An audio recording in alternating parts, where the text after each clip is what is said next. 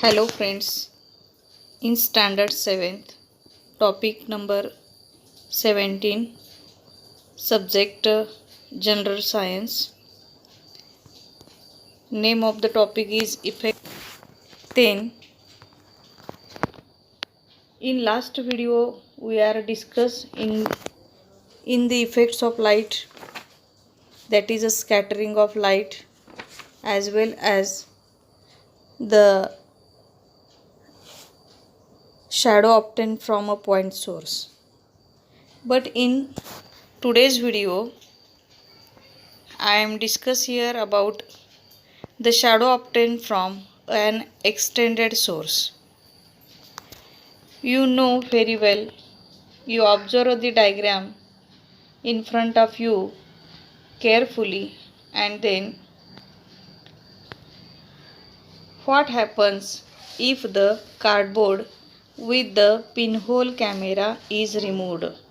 You know very well, here in the first diagram, that is a diagram number 17.4, shadow formed by an extended source. Here an extended source is a Mn. Then now we do not have a point source. म्हणजे आता इथं आपल्याकडे point source नाही आहे. इथं आता source हे विस्तारित झालेला आहे. म्हणजेच सोर्स म्हणजे इथं जी आपण बॅटरी वापरलेली आहे ती विस्तारित आहे, मोठी आहे, आणि म्हणून हा पॉईंट सोर्स नाही आहे, म्हणजे बिंदू स्रोत नाही आहे. आणि त्यामुळे चेंडूच्या छायेचे फिकट व गडद असे दोन भाग पडद्यावरती दिसत आहेत.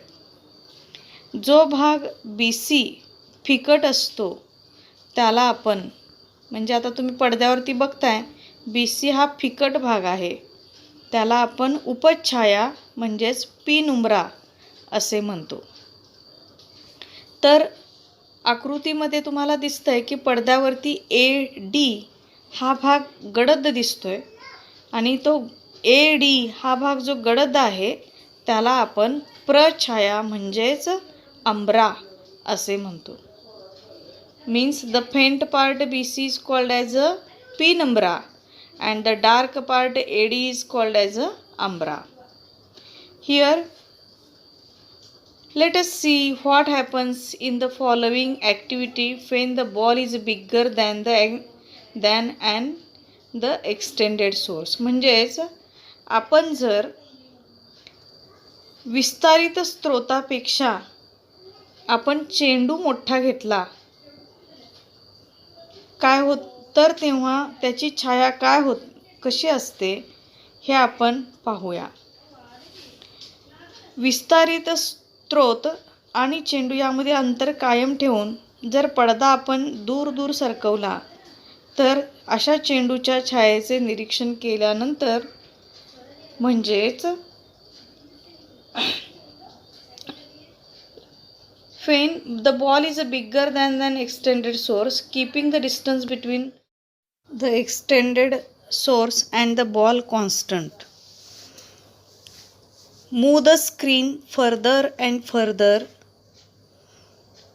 away and observe the shadow. As the screen moves further, the umbra and the penumbra in the shadow of the ball are seen to become bigger and bigger. म्हणजेच विस्तारित स्रोत आणि चेंडू यामधील अंतर कायम ठेवून पडदा त्यांच्यापासून दूर दूर सरकवला आणि चेंडूच्या छायेचे निरीक्षण केले असता पडदा जसा जसा दूर जातो तसा तसा मोठ्या चेंडूच्या प्रछाया आणि उपछाया मोठ्या मोठ्या झालेल्या दिसतात. Now replace the big ball with one that is smaller in size than the light source and observe its shadow on the screen. म्हणजेच विस्तारित स्रोत व लहान वस्तूची छाया कशी मिळते हे आपण आकृती 17.5 मध्ये पाहत आहोत. यामध्ये मोठ्या चेंडूऐवजी आकाराने प्रकाश स्रोताहून लहान असलेला चेंडू टांगायचा आहे आणि चेंडूच्या पडद्यावरील छायेचे निरीक्षण करावयाचे आहे. Students, you observe the figure number 17.5, shadow of small object formed by an extended source. Here, the source is bigger and the ball is smaller. Observe its shadow on the screen. We see the umbra and penumbra of the ball on it.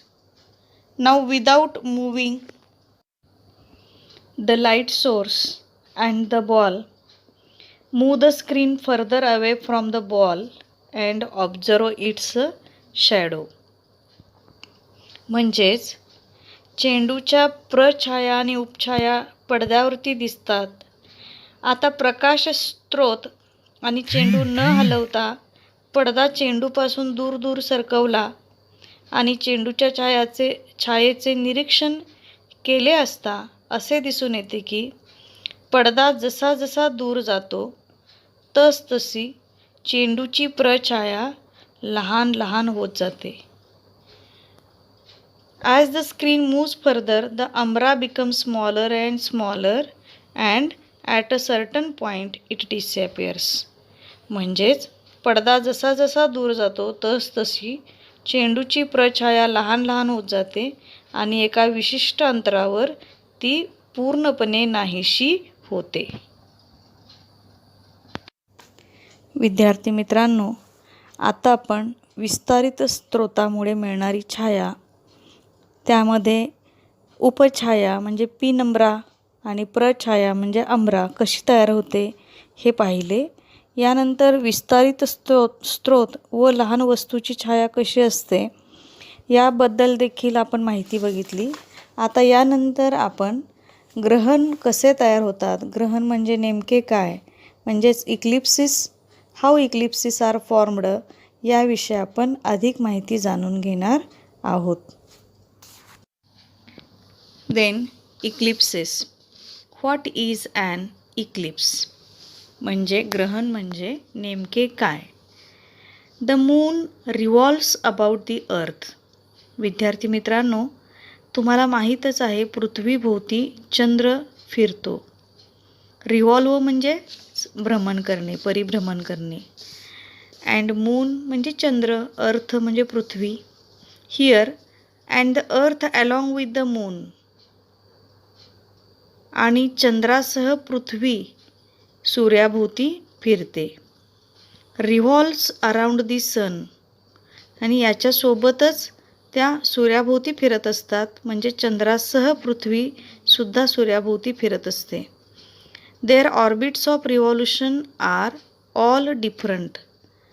या सर्वांच्या भ्रमणकक्षा वेगवेगळ्या आहेत.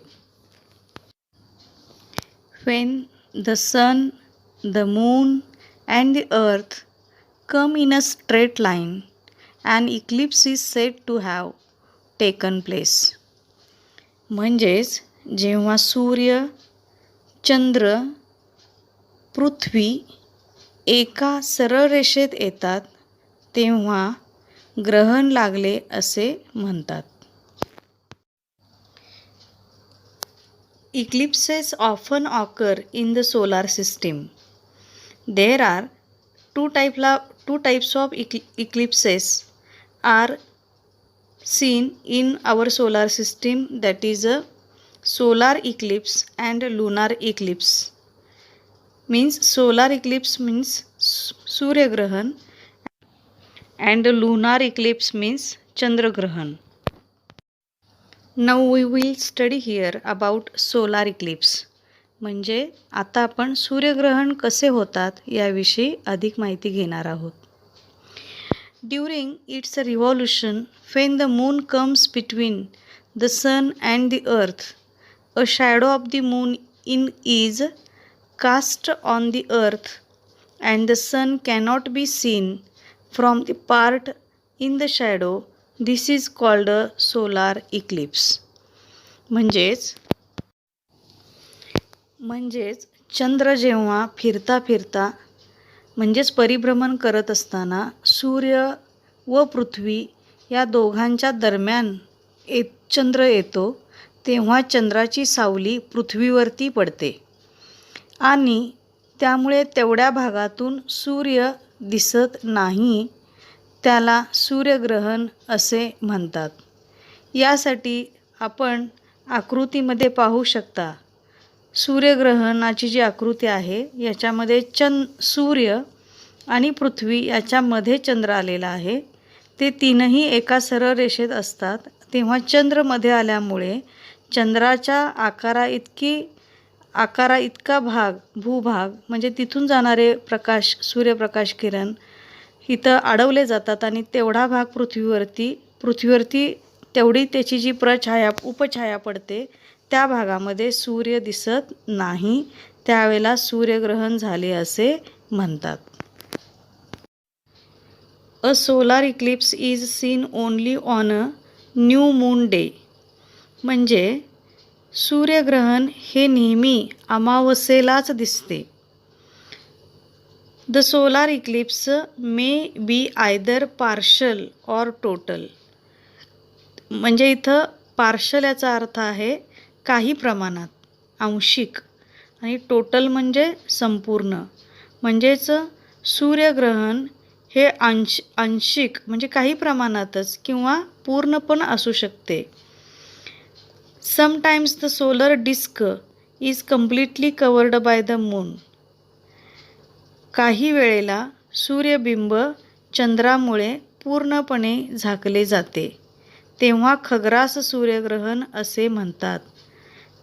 Means that time the total solar eclipse is formed.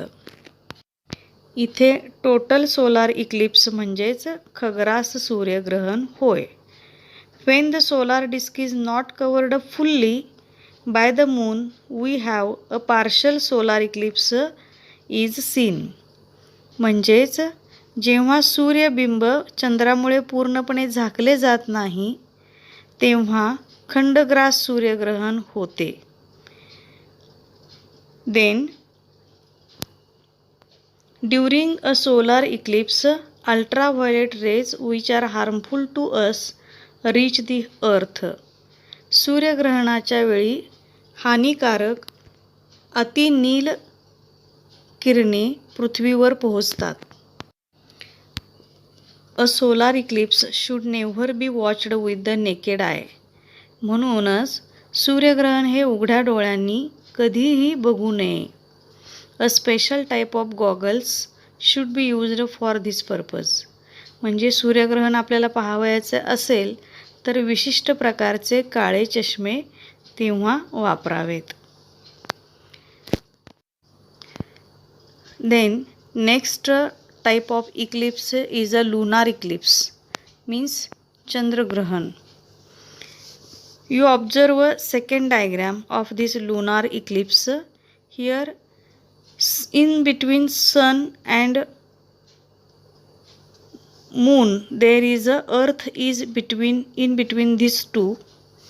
When earth comes between the sun and the moon, a shadow of the earth is cast on the moon and part of the moon is covered.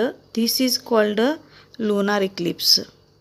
म्हणजेच आकृतीमध्ये पाहताय की सूर्य आणि चंद्र यांच्यामध्ये पृथ्वी आलेली आहे. हे तीनही ग्रह एका रेषेमध्ये आहेत आणि यामध्ये सूर्य आणि चंद्र यांच्यामध्ये पृथ्वी आली की पृथ्वीची छाया चंद्रावर पडते व चंद्राचा काही भाग झाकला जातो.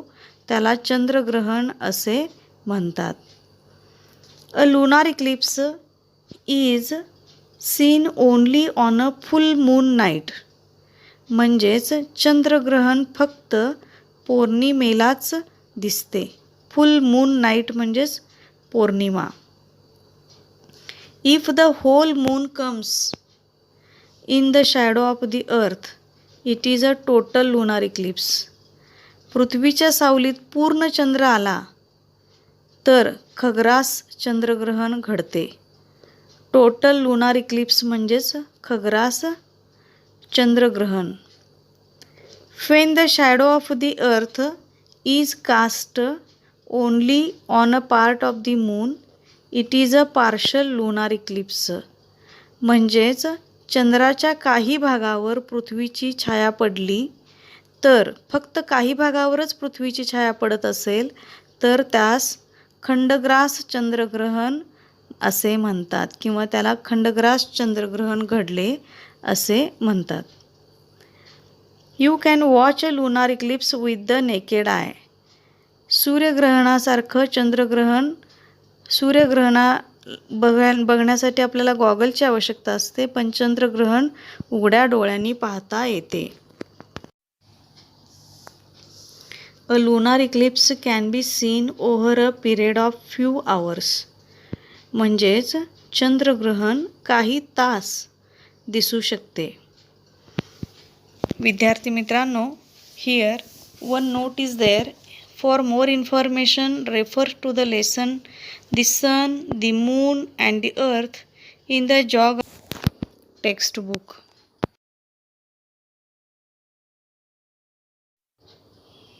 Do you know eclipses often occur in the solar system? As seen from the Earth, when a planet or a star passes behind the moon, that state is called a occultation. It is a common phenomenon that occurs with the sun, the moon and other stars. For example, in 2016, the star called Rohini was hidden behind the moon. After some time, it appeared on the other side of the moon. Did you see this occultation? विद्यार्थी मित्रांनो, माहीत आहे का तुम्हाला, सूर्यमालेत ग्रहणे नेहमीच होत असतात. पृथ्वीवरून पाहता जेव्हा चंद्राच्या मागे एखादा ग्रह किंवा तारा जातो तेव्हा त्या स्थितीला पिधान असे म्हणतात. सूर्य, चंद्र किंवा अन्य ताऱ्यांच्या बाबतीत घडणारी ही सर्वसामान्य घटना आहे. जसे नोव्हेंबर 2016 मध्ये चंद्राच्या मागे रोहिणी हा तारा लपला गेला होता. काही अवधीनंतर तो चंद्राच्या दुसऱ्या बाजूने बाहेर आला. हे तुम्ही पाहिले होते का? You find out answers of some questions.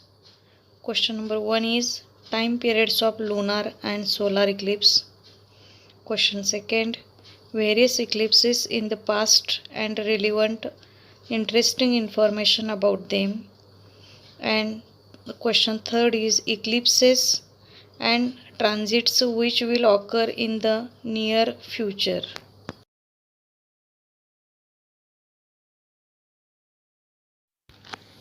The next point is zero shadow day. Here, what is mean this zero shadow day? The day on which the sun reaches exactly overhead is called the zero shadow day. Means on that day at noon shadows completely disappears. This event can only be seen in the region between the Tropic of the Cancer 23.5 degree north and the Tropic of Capricorn that is 23.5 degree south. This event occurs in summer on different days in different places in this region. म्हणजेच zero shadow day याचा अर्थच होतो शून्य छाया दिन. ज्या दिवशी सूर्य बरोबर माथ्यावर येतो त्या दिवसाला शून्य छाया दिन असे म्हणतात. या दिवशी मध्यानाच्या सुमारास सावली नाहीशी होते. ही घटना कर्कवृत्त 23.5 डिग्री उत्तर व मकरवृत्त 23.5 डिग्री दक्षिण यांच्या दरम्यान असलेल्या प्रदेशात पाहायला मिळते. या प्रदेशातील वेगवेगळ्या ठिकाणी ही घटना उन्हाळ्यातील वेगवेगळ्या दिवशी घडते. Always remember, an eclipse is a natural phenomenon. Many superstitions connected to eclipses are prevalent in the society. It is necessary that everyone makes efforts to rid the society of superstitious beliefs. म्हणजेच ग्रहण ही एक नैसर्गिक घटना आहे. ग्रहणांबाबत अनेक अंधश्रद्धा समाजामध्ये रूढ झालेल्या आहेत. त्या दूर करण्यासाठी सर्वांनी प्रयत्न करणे गरजेचे आहे. After all this, think and discuss. Question number 1. Discuss why it is not right to tie lemon chili to our car. म्हणजेच लिंबू मिरची गाडीला बांधणे अयोग्य कसे आहे यावर चर्चा करा. आणि question number 2 is, in our surroundings and in day-to-day life we unknowingly believe in many such things. Is that right? म्हणजेच आपल्या सभोवताली तसेच दैनंदिन जीवनात आपण कळत न कळत अशा अनेक गोष्टींवर सहज विश्वास ठेवतो. ते योग्य आहे का यावर विचार करून चर्चा करून स्वाध्याय लिहावयाचा आहे.